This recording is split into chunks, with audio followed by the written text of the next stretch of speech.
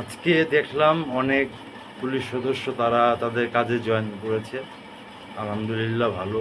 আস্তে ধীরে দেশ মানে স্বাভাবিক হতে শুরু করেছে।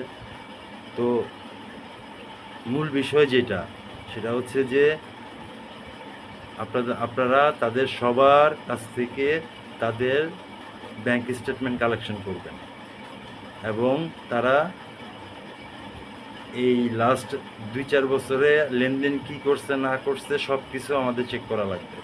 তা শুধু তারা না, তাদের স্ত্রী, পুত্র, সন্তান, আপনার শালা শালি, আপনার ভাই বোন, মা বাবা, এদের সবার আপনি স্থাবর অস্থাবর সম্পত্তি যা আছে, প্লাস আপনার স্বর্ণ গহনা যা আছে সব কিছুর হিসাব তাদের দেওয়া লাগবে।